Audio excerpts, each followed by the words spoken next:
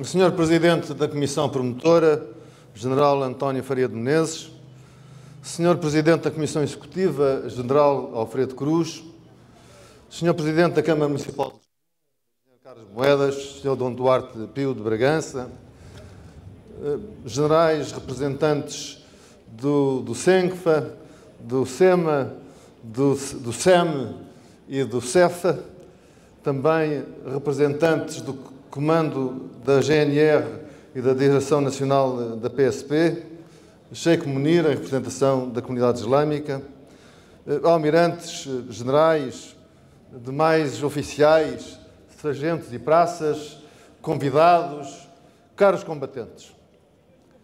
É para mim, quer a título pessoal, quer como Presidente da Cidade Histórica da Independência de Portugal, uma honra impossível de pagar ser o orador nesta cerimónia do 10 de junho dos combatentes da Guerra do Ultramar, nesta homenagem do Dia de Portugal e de Camões aos que combateram e deram a vida no nosso tempo, na última Guerra do Portugal Ultramarino, 5 séculos depois de Portugal Ultramarino haver começado.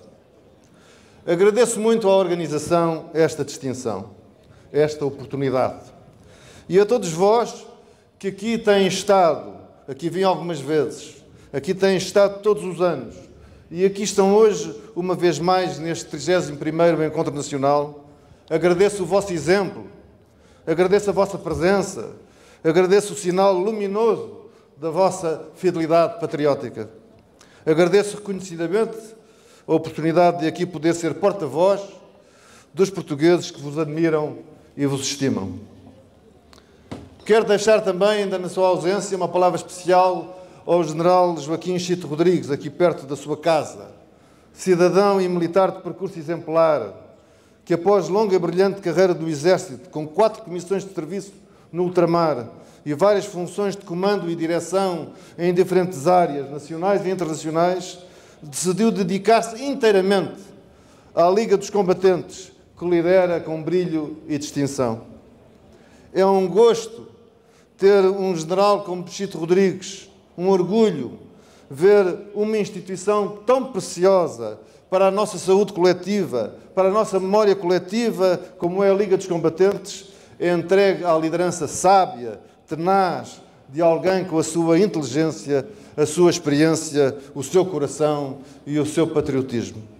Que Deus lhe dê muitos anos de liderança à frente da Liga. Caros combatentes, Portugal ainda não agradeceu o suficiente àqueles que combateram por Portugal e deram a vida pela pátria. Ainda que este monumento e outros mais modestos, dispersos pelo país fora, sejam um sinal edificado desse preito popular. E também Portugal ainda não agradeceu o suficiente àqueles que, desde há anos, organizam fielmente esta homenagem aqui no contexto do 10 de junho. Há poucos dias, 6 de junho, decorreram numa praia da Normandia, no norte de França, as cerimónias de evocação dos 80 anos do desembarque dos aliados, o chamado Dia D, um movimento militar heróico e poderoso que, com elevado preço em vidas humanas, determinaria o fim mais rápido da Segunda Grande Guerra e a derrota dos nazis. Nessa cerimónia, há dias, às vezes vi no meio das figuras distintas que se distinguia um simpático velhote numa cadeira de rodas, às vezes sorridente, desdentado, acompanhado, penso eu, por uma sua filha que se sentava ao seu lado. Veterano de guerra, tinha umas palavras a dizer. E foi o autor britânico Martin Freeman que leu a sua curta mensagem. Vale muito a pena procurar e ver diretamente esse pequeno vídeo. Percebemos então que era um soldado americano chamado Joe Mines, que tinha nessa altura, agora, 99 anos, isto é, tinha 19 anos quando desembarcou em 1944 naquela praia Gold Beach. Evoca coisas terríveis que viu, que diz que guarda na sua memória como um álbum de fotografias, e depois conta que desembarcara num sítio chamado Vers-sur-Mer, que os alemães recuaram permitiram que as tropas aliadas começassem a limpar minas na praia, e essa fora a sua primeira tarefa. Gacejou com o seu nome, Joe Mines Clearing Mines, João Minas a limpar minas. Mesmo ao lado viu um camarada ficar sem uma perna que voou por ter pisado uma mina. A guerra é brutal, ele comenta. E lembra outro soldado que conhecera quando no comboio ia alistar-se e que veio com ele até à Normandia. E conta que morreu menos de uma hora depois de desembarcar. Quanto assim teve sorte, muita sorte. I was lucky, very lucky, conta Martin Freeman. E faz a pergunta, outra vez, porquê é que eu voltaria aqui? Bem, porque esta é a última e única oportunidade para mim. A última que alguma vez haverá, e é por causa dos rapazes. It's because of the lads. É por causa dos rapazes do seu tempo. Eu quero apresentar os meus respeitos àqueles que não sobreviveram, que descansem em paz. Vocês todos que aqui estão, têm o espírito, o pensamento, a alma focados nos vossos camaradas de armas, nos rapazes com as mesmas palavras de Joe Mines, apresentar os respeitos àqueles que não sobreviveram e rezar porque descansem em paz. É o código sagrado do combatente. Essa palavra de honra, de básica humanidade. Ninguém fica para trás. E quando a sorte da guerra assim o ditou, nenhum jamais é esquecido. Os meus sentimentos e as minhas palavras são parecidos com os vossos, mas alguns degraus abaixo e expressos com humildade. Não tive o privilégio de ser vosso camarada. Eu falo de fora, não falo de dentro como vocês.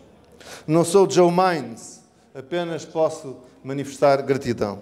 E faço quer aos que perderam a vida, quer aos camaradas que os não se esquecem, nem os deixam esquecer, e como Joe Mines, são capazes de, mesmo à beira dos 100 anos, atravessar um oceano inteiro apenas para os lembrar. Ninguém fica para trás. Ninguém fica para trás. Ninguém fica para trás. Nenhum é jamais esquecido. Nenhum é jamais esquecido. Nenhum é jamais esquecido. É a altura para lembrar um herói português falecido em março passado, o major piloto aviador António Lobato, que serviu a Força Aérea de 1957 a 1961. Capturado pelo inimigo em maio de 63, pouco depois de ter chegado à sua primeira comissão de serviço, seria levado para Conakry, onde esteve 7 anos e meio em cativeiro, sempre com um comportamento bravo e vertical. Daí seria resgatado, como outros camaradas presos, em novembro de 1970, por uma das mais ousadas e das mais brilhantes operações da história militar portuguesa, a Operação Mar Verde. Ninguém fica para trás. Ninguém fica para trás. Pouco depois da morte do Major Lobato, cruzei-me por acaso, em fronteira, em 6 de abril passado, no aniversário da Batalha dos Hoteleiros, uma das batalhas históricas de Portugal, na crise de 1383-85, com um soldado português, capturado em outubro de 68, e também libertado na mesma data, da mesma prisão em Conakry. Ele, ao fim de 2 anos de cativeiro, empunhava com brio um cartaz, manuscrito, em que agradecia aos heróis da Operação Mar Verde. Lembro esse soldado também aqui. Nenhum é jamais esquecido. Caros combatentes, este monumento é, há muito, na minha opinião, o mais belo monumento de Portugal. Não o digo só pela beleza escultórica e arquitetónica que sempre me impressionou, pela sua simplicidade marcante, de grande poder simbólico, que nos empurra para cima e para o além e convida à oração com mãos postas. Nem só pelo enquadramento magnífico, o forte do bom sucesso por detrás, o espelho d'água que o rodeia e a envolvência, como tinha de ser, desta área de Belém. Mas é, sobretudo, vindo de dentro e pairando sobre o conjunto, o bem precioso que o monumento simboliza e guarda, que é de beleza superior, extraordinária, na sua dimensão moral e espiritual, a dádiva integral de portugueses que se deram por Portugal. É isto que este monumento representa. Lemos detidamente, percorrendo o paredão, o lapidário, desde aqui ao outro lado, 9.274 nomes que lá se encontram, desde o soldado Álvaro Henriques das Neves e o subchefe da polícia Aniceto Francisco do Rosário, até ao tenente-coronel Rui Maggiolo Gouveia e o major Alfredo Pereira Bastos. Logo percebemos, intuímos, que Luís de Camões, o de hoje, 10 de junho, aqui tivesse estado, confirmaria estar diante de bravos que andaram em perigos e guerras esforçados, e bem poderia ter-se inspirado neles, certamente noutros como eles, para escrever estes seus versos lapidares, aqueles que por obras valorosas se vão da lei da morte libertando. O monumento imortaliza-os na verdade, e por isso é diante deles que, pedindo licença aos comandos que aqui estejam e autorização ao meu tio, o tenente-coronel Gilberto Santos e Castro, grito apenas: Mama, assume! Mama, assume! Mama! Aqui estamos. Aqui estamos. Ao ler alguma documentação para preparar para este ato de homenagem, li que ainda faltaria inscrever no paredão alguns nomes, certamente apenas conhecidos depois da última gravação. Não sei se é assim ou não, e se a informação que li não terá sido, entretanto, atualizada. Mas se assim for ainda, se algum nome faltar, temos de juntar esforços para fazer o Estado executar a necessária atualização do lapidário. Nenhum é jamais esquecido. Nenhum é jamais esquecido. Nenhum é jamais esquecido. Nada pode faltar ao caráter também pessoal deste monumento, que honra também as viúvas e os filhos dos que morreram por Portugal. E soube também, nessas leituras, que não há nenhum memorial específico que evoque aqueles militares africanos recrutados localmente, que nas nossas Forças Armadas serviram lealmente, às vezes heroicamente, a nossa bandeira, e que, em lugar de os protegermos e lhes garantirmos a segurança na hora da transição política, os despojámos primeiro da nacionalidade portuguesa e os entregámos depois ao antigo inimigo. Li a lista extensa e numerosa dos que na Guiné foram fuzilados pelas tropas do PIGC por causa disto. Creio haver outros casos em Moçambique, e não sei se noutros lugares. Embora sejam de diferentes circunstâncias as da sua morte, Portugal tem a obrigação de recolher também os seus nomes e os registrar também aqui em memorial condigno. Serviram a mesma pátria, no mesmo exército, com a mesma bandeira, a mesma bravura, a mesma entrega, o mesmo patriotismo.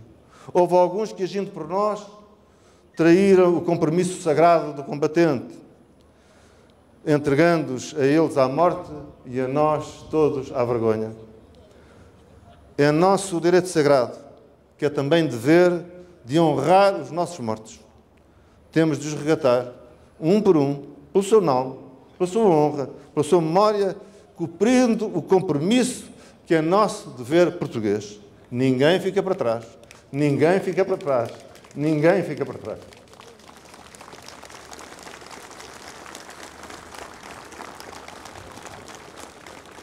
Caros combatentes, este monumento não é apenas àqueles que perderam a vida, mas a todos os combatentes do ultramar. É verdade, todos os combatentes dão igualmente a sua vida quando vão para uma guerra. Se atrasam ou não a vida de volta, depende quantas vezes de acasos. O que teve John Mines de diferente do camarada que ao seu lado perdeu logo uma perna? O que teve John Mines de diferente do seu companheiro de alistamento que não sobreviveu uma hora ao desembarque? Nada. Todos os três passaram exatamente o mesmo, mas só Joe Mines regressou vivo e com as duas pernas. Porquê? Ele disse-o. I was lucky. Teve muita sorte. Devemos o mesmo a todos os antigos combatentes, a todos os veteranos. Não são mais nem menos por estarem vivos. Fora talentos ou feitos específicos, de grande vergura, formidável capacidade combativa, abnegação extraordinária, excepcional liderança, sagacidade estratégica, aguda inteligência militar, que sempre importa conhecer e exaltar, todos os combatentes merecem a mesma gratidão nossa e a mesma comum admiração. Este monumento representa a homenagem nacional a todos os portugueses jovens que, num determinado período da vida nacional, ofereceram a vida, a dedicação e a entrega total a Portugal, que lhes pedia esse esforço integral para a defesa do Portugal ultramarino e de Portugal no seu conjunto. Vem na linha de uma longa saga de 9 séculos, a saga da nossa longa existência como nação livre e independente. Começámos exatamente por uma batalha, em que o nosso futuro rei resgatou para si diretamente o governo do condado à sua mãe. Foi a Batalha de São Mamede, em 1128, faz 900 anos, já daqui a 4 anos. A seguir, outra grande batalha em Eurico, em 1139, vencendo 5 reis mouros. E foram estas 2 batalhas que, travadas por combatentes, como os que aqui estão nesta homenagem, que consolidaram o poder e abriram o terreno indispensáveis a que a política e a diplomacia consolidassem a independência do Reino de Portugal, em 1143 e em 1179. Devemos-lo a sucessivos combates, esses 2 que citei, e as várias conquistas de Afonso Henriques à frente dos combatentes a sul de Coimbra e depois a sul do Tejo. Depois do ciclo da fundação, os combatentes voltaram a ser protagonistas decisivos da nossa história, em períodos marcantes: a Guerra da Independência, em 1383 a 85, as conquistas do Norte da África e depois no Oriente, em África e no Brasil, as batalhas da Restauração na Península para afastar Castela e no ultramar para reaver possessões que franceses e holandeses haviam ocupado, a longa e dura Guerra Peninsular, a nossa participação em solo francês na Primeira Grande Guerra. A Guerra do Ultramar está na linha destas grandes campanhas militares nacionais. Há um fio direto que vem de 1128, passa por Osbarrota em 385, em Restauração em 640, em La-Lise em 1918, até à missão de assegurar a defesa, a integridade territorial e a soberania nos territórios ultramarinos portugueses nos anos 60 e 70. Esse fio é cumprir as missões de soberania sob determinação do poder legítimo que interpreta a ideia de Portugal. Às vezes discute-se se esta ou aquela campanha foram boas escolhas, o que é sempre meramente especulativo. Boa conversa, má história. À história interessa o que foi, como foi, quando foi e por que foi. No caso da Guerra do Ultramar, foi decidida pelas autoridades do tempo para defender na nossa soberania as populações e os territórios, na linha de entendimento dos interesses nacionais que vinha definido desde sempre e mais recentemente, desde os finais da monarquia e desde a Primeira República. Os combatentes fizeram aquilo que Portugal pediu, talvez mesmo mais do que lhes fora pedido. Com a Revolução, a política do país mudou totalmente e os territórios ultramarinos, com guerra ou sem guerra, seguiram caminho próprio e independente. Foi tudo num ápice, antes mesmo de a nova Constituição ser aprovada e entrar em vigor.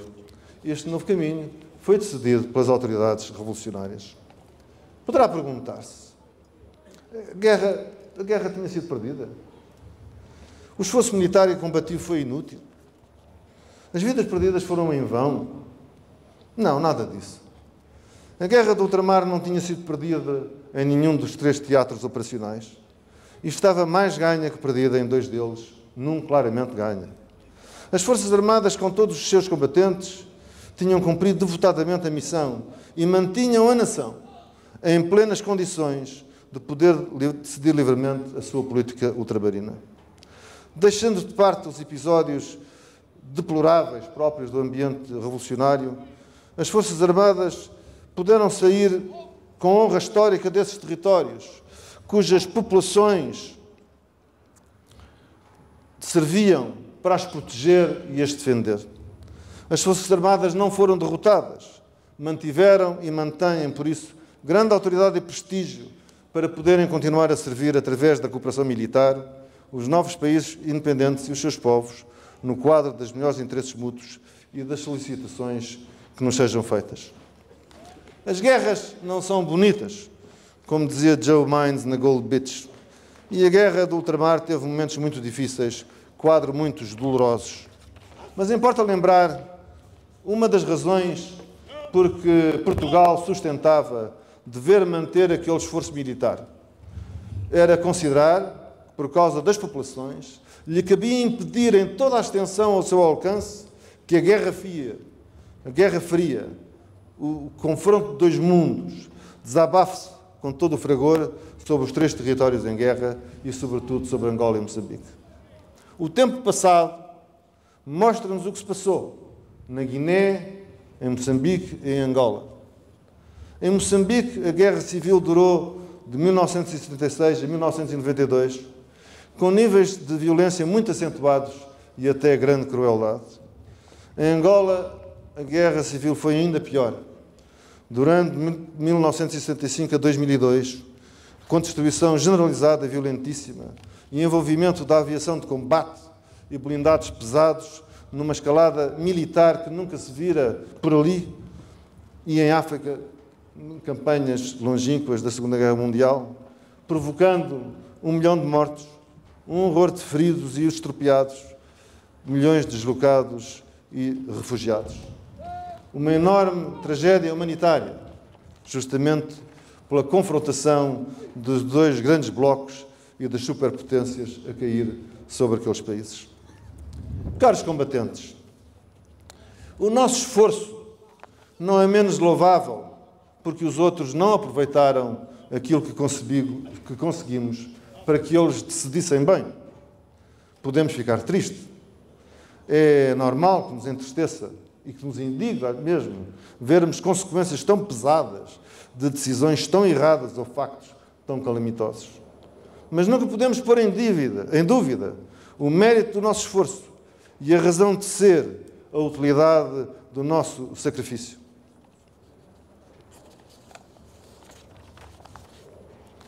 A coragem, a verticalidade e a honra de termos dado o corpo ao manifesto.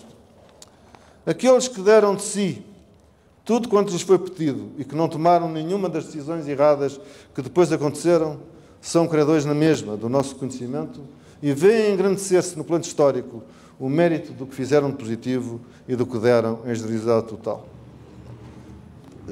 Sublinho que não olho para trás com ponta de saudosismo. Olho com esperança para o futuro dos novos países de língua portuguesa.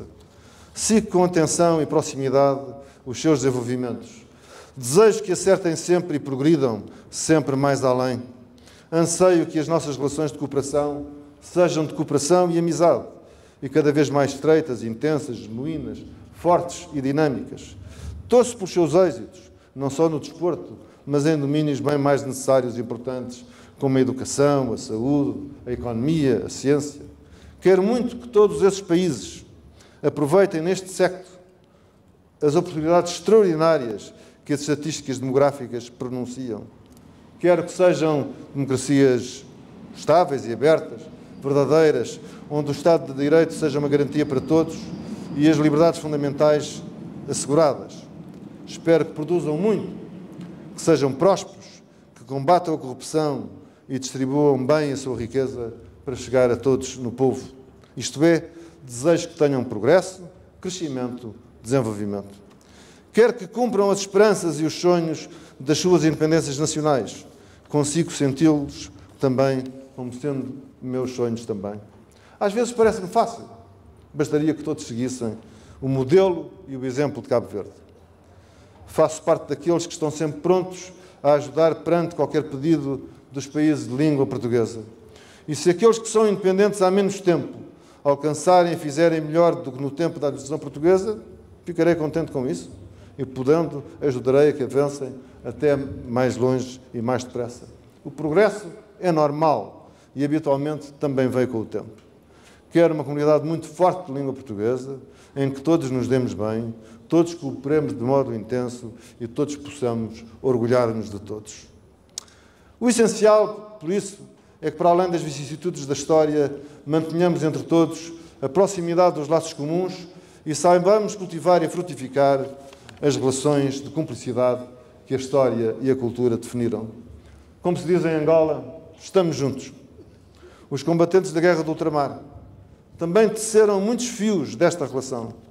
Muitos porque criaram laços de afeto com essas terras e as suas populações que perduram até hoje. E todos porque têm nobreza de caráter, nobreza de caráter, e sabem que a paz dos bravos é que é a mais sólida e fecunda, porque assenta na mesma experiência em lados opostos e no efetivo respeito mútuo.